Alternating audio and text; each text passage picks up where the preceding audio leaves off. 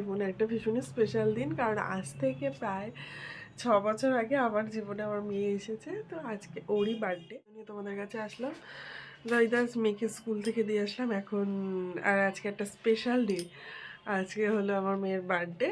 তো সেই উপলক্ষে প্রথমে ভাবছিলাম স্কুলে পাঠাবো না, তা আমি কি না সেরকম যখন কিছু হচ্ছে না, ও স্কুলে তাহলে একটু যাক।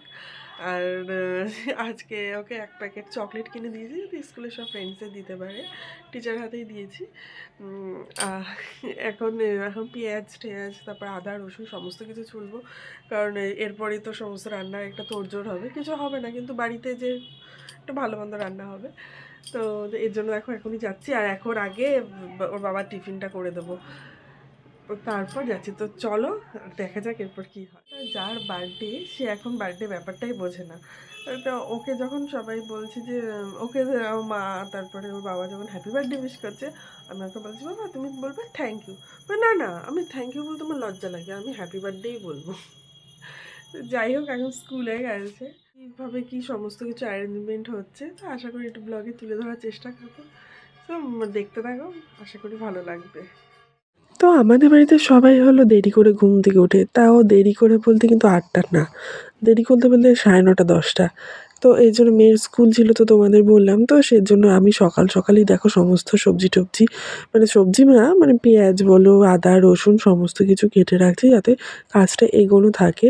কারণ এখন যেহেতু সবাই ঘুমাচ্ছে, আর দেখো সমস্ত কিছু জোগাড়যন্ত্রই হয়ে গেছে, সব কিছু বাটা টাটা হয়ে গেছে, মাছ টাছ ধোয়া হয়ে গেছে। আর এখানে দেখো ডাল রান্নাও হয়ে গেছে, আর এদিকে দেখো আমার শ্বশুরমশাই এখন মাটন রান্না করছে। আর আমাদের বাড়িতে সবসময় রান্না বান্না সমস্ত কিছু শ্বশুরমশাই করে। এটা যদিও মানে সবার কাছে হাস্যকর হলেও আমি মানে বিয়ের পর প্রথম আমাদের কাছেও এটা হাস্যকর লেগেছে যে এই কি শ্বশুরমশাই রান্না করবে। তো হ্যাঁ, এটাই মানে আমাদের বাড়িতে নিয়ম যে শ্বশুরমশাই করে রান্না। কারণ অ্যাকচুয়ালি এটা ওনার মানে নেশা টাইপের, মানে উনি একটা প্যাশন বলতে পারো। তো সেজন্য এখন আমরাও আর বাধা দিই না। আমরা সমস্ত জোগাড়যন্ত্রী যা ইচ্ছে দরকার সেগুলো সব করে রাখি। আর এখানে দেখো আমি পাঁপড়টা ভাজছি, কারণ ওখানে উনিও সব ভারী ভারী রান্নাগুলো করে নিচ্ছে আর আমি এখানে পাঁপড় ভাজছি। আর দেখতে দেখতে তাও মানে 2:30 বেজে গেছে, আর এখন সমস্ত খাবারগুলো বাড়ছি। আর এদিকে দেখো মেয়েকে যেহেতু সমস্ত কিছু সাজিয়ে দেবো, এখানে শাশুড়ি মা আমাকে হেল্প করছে। আর এরকম সুন্দর করে সাজিয়ে দিলে তো সত্যিই ভালো লাগে। আর তোমরা তো দেখতেই পেয়েছো ছোট একটা শর্টসে আমি দেখিয়ে দিয়েছি কী কী হলো। আর এখানে এই প্রেশার কুকারটা নাকি মানে 8 লিটার নাকি 12 লিটার আমি জানি না, কিন্তু দেখো কত বড় প্রেশার কুকারটা। এই যে মানে নতুন কিনেছে, এই মেয়ের জন্মদিনেই প্রথম মানে ইউজ করা হলো। আর মানে সত্যিই মানে অনেকটা মাংস ধরে। আর এখানে ওর খাবারগুলো একটু বেড়ে দিচ্ছি। আর এখানে দেখো কী কী রয়েছে, এখানে দেখো বাটি চাপা ভাত দিয়েছি, তারপরে দিচ্ছি হলো সমস্ত স্যালাডটা আবার আমার ভাসুর কেটে রেখেছে। এখানে মাছের মাথা দিয়ে মুগ ডাল, মাংস, মাছের কালিয়া, তারপর চাটনি, 5 রকম না সরি 3 রকম ভাজা। আসলে পটল ছিল না বলে আর 5 রকম হয়নি। তো যাই হোক 3 রকম ভাজা দিয়েছি। মানে 3 রকম 5 রকম দিলেই হয়। আমি 3 রকম দিয়েছি। আর আবার গোল গোল আলু ভাজাটাও খেতে ভালোবাসে, তো দিয়েছি। এবার সেদিনকে সত্যিই খাইনি কিন্তু দিয়েছি। আবার চাটনি হয়েছে, পাঁপড়, রসগোল্লা আর আর কি মানে কী বলবো, আইসক্রিমটা দিইনি কিন্তু কারণ হয়তো ঠান্ডা লেগে যেতে পারে। তো এই দেখো ওকে আমি বলছি বাবা এখান থেকে তোমার যেটা ইচ্ছে তুমি সেটা খাও, কিন্তু উনি তো কিছুতেই খাবে না, বলছে আমি এত খাবার খেতেই পারবো না। তো আর কি, তবে একটা জিনিস মজা পেয়েছে কি বলো তো, ওকে এত সুন্দর করে সাজিয়ে দিয়েছে, ভাবছি এটা কী হচ্ছে মানে বার্থডে। আর সত্যি কথা বলতে দেখতে দেখতে 6টা বছর পেরিয়ে গেল। এখন আমি ভাবি যে আমরা তো মেয়ে আমার 20 বছর বয়সে বিয়ে হয়েছে, আমার মেয়ে তাহলে আমার কাছে আর 15 বছর থাকবে। আর এই হলো আমার বাবা মা আর বোন। আর এই মেয়ের জন্মদিন উপলক্ষে ওরা এসেছে। প্রায় আমার মানে মেয়ের জ্ঞান হওয়ার পর থেকে এই ফার্স্ট টাইম মানে ওরা আসলো। মানে আমার মেয়ের মনে নেই, অবশ্যই এসেছে কিন্তু আমার মেয়ের মনে নেই যে ওরা এসেছে। তার জন্য সবসময় বলছে ওরা সোনা যেন আসে, আর আমার মাকেও সোনা বলে ডাকে। এখানে দেখো কেক কাটিং হচ্ছে, আর এই কেকটা ওই পছন্দ করেছে। আর তবে জানো তো, তোমাদের একটা কথা বলি, এই যে বাজিগুলো আছে, বাজিগুলো তোমরা একদম আনবে না, পুরো কেকের উপর কালো কালো স্পট পড়ে গেছে। কিন্তু না, কী বলো তো, মানে একটা বারুদের যে ছোটো ছোটো সেইগুলো সমস্ত মানে কেকটার উপর পড়েছে, কালো কালো ছিট ছিট ছিট। দেখো হালকা মানে আমাদের ওপরে কেকটা ফেলে তারপর খেতে হয়েছে। তবে আমি জানি না, আমি জানলে নাই করতাম, ওর বাবা এনেছে।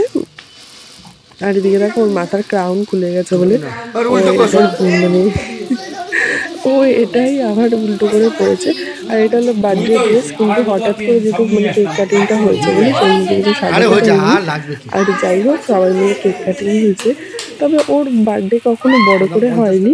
আমি জানি না কোনোদিনও আমি বড় করে ওর জন্য করতে পারবো কিনা বার্থডে। তবে আমার খুব ইচ্ছে আছে যে আমার যদি কোনোদিনও মানে সামর্থ্য হয়, আমি অন্তত ছোটো ছোটো বাচ্চাদের এই বার্থডের দিনটা ওদেরকে নিয়ে সেলিব্রেট করবো। জানি না আমার সেটা কোনোদিনও হবে কিনা পূরণ, তবে একটা ইচ্ছে আছে। যাই হোক, তারপরে আসল কথা হলো, আমার মাকে আমার মেয়ে আজকে ডেকে দিয়েছে, কিছুতেই মাকে যেতে দেবে না। মানে ওর একটা কথা হলো, মানে কী বলো তো, সোনা আজকে থাকবে, মানে মা যখন রেডি হচ্ছে শাড়ি পরবে, তো মাকে কিছুতেই যেতে দিল না, তো দিলই না, তো বাধ্য হয়ে মা থাকলো। আর মা আমার বিয়ের 9 বছর হয়ে গেছে, এই প্রথম আমাদের বাড়িতে রাত কাটিয়েছে। সেটা সত্যিই আমার মেয়ের জন্য হয়েছে, কিন্তু যাই হোক, মার ডাক্তার দেখানো আছে, মাকে সকালবেলায় চলে যেতে হয়েছে। আমি এর জন্য মেয়েকে সকালবেলায় ওকে স্কুল পাঠিয়ে দিয়েছিলাম পরের দিন, যাতে ও স্কুলে যায় আর মাকে ও যেতে দেয়। কিন্তু সে সত্যি ঘুম থেকে উঠে বলেছে যে, না শোনা, তুমি তাহলে এখন যাও। আর বিশ্বাস করো, মানে আমার এত কষ্ট হচ্ছিল, জানি না মেয়েদের জীবনটাই এরকম কিনা। মানে সত্যি আমার মাকে আমি সত্যি একটা রাত্রে আমি থাকতে পারলাম না, অন্তত আমার মেয়ের জন্য ও থাকলো। দিয়েছে মেয়ে, আর এখন তো মা যেতেই হবে, তো স্কুলে যাচ্ছে আর ওর মাও চলে গেছে। টাকা দিয়ে দেবো মা। কালকে কিছুতেই যেতে দেয়নি, সে একদম শাড়ি ঠাড়ি একদম কেড়ে রেখে দিয়েছে, তো মা বাধ্য হয়ে থেকেছে। আজকে যদি মা ডাক্তার দেখানো আছে, মাকে চলে যেতেই হবে। আর বিয়ের পর আমাদের এই প্রথম আমার মা থাকলো।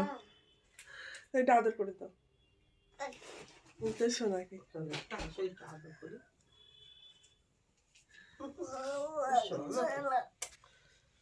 ঠিক আছে, টাটা, যাই স্কুলে যাই। আর মা ওকে পৌঁছে দিল স্কুলের জন্য, আর তো ভীষণ আনন্দ, যেহেতু সোনা পৌঁছে দিয়েছে। আর এরপর মাকে নিয়ে গেলাম স্টেশনে, কারণ মাও চলে যাবে, ট্রেন ধরবে। তো এখানে বিশেষ করো যতক্ষণ মানে এগোচ্ছিল, তো আমার ভীষণই খারাপ লাগছিলো। আর এখানে আমরা স্টেশনে বসে কিছুক্ষণ গল্প করছিলাম, আর সত্যি সত্যি ট্রেনটা তাড়াতাড়ি চলে আসলো। আর মা যখন চলে গেল না, আমার এত কষ্ট হচ্ছিল, আমি বলে বোঝাতে পারবো না। যখন ট্রেনটা ছেড়ে দিল, যাই হোক, মেয়েদের জীবনটাই ওরকম, কিছু করার নেই। তো সবাইকে এভাবে চলতে হয়, কিন্তু আমার সত্যিই বুকটা ফাঁকা হয়ে গেল। যাই হোক, ব্লগটা কেমন লাগলো জানি।